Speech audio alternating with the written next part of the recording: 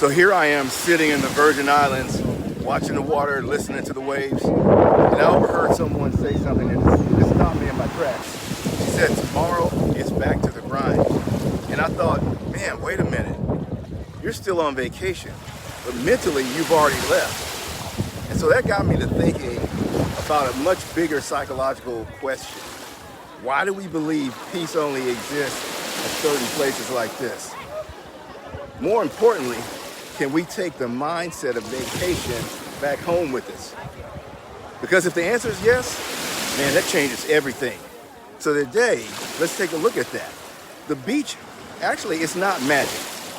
I don't actually think the beach is what's making us feel better. The beach gives us permission to stop doing what we normally do. And then we think about what disappears on vacation. Deadlines, meetings, traffic, endless notifications. For the first time in months, maybe even years, your brain has stopped asking, what's next? Instead of that, it's asking, what's happening right now? That's a completely different mode of operating. The beach didn't change your brain, your attention changed, your nervous system changed, your priorities changed. So the real problem is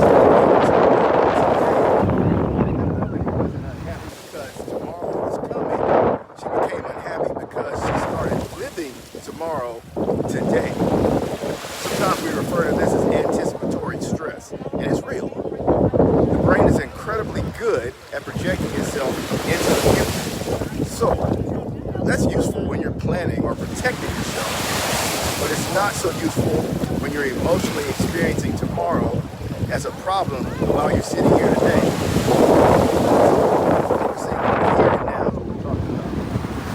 Brains do that all the time. For example, we're eating dinner and we're thinking about work problems. We're driving, we're thinking about next week. We're with family, we're mentally checked out, we're answering emails, solving problems. The body's here, the attention is somewhere else. So why does vacation even feel different? Well, on vacation, something remarkable happens. Your brain widens the scope out. Instead of scanning the horizon for problems every 30 seconds, it starts noticing life. You hear birds, you notice the breeze. You actually take time to taste your food. You watch the sunset instead of letting it whiz right by. None of that's really magical. You stop treating every minute like you had to accomplish something. And your nervous system finally got a break. So here's the big mistake. I think we ask the wrong question. We ask, when can I get back to the beach? When can I go back? The better question might be, what was my brain doing differently on the beach? Because that's the part we can bring home. Maybe peace isn't a location, maybe it's a skill. The location simply made that skill easier. So let's talk about how to bring a vacation home. How can I take the Virgin Islands home? Well, you can't put it into a box, so what do you actually do? You create miniature vacations in your brain, little snapshots.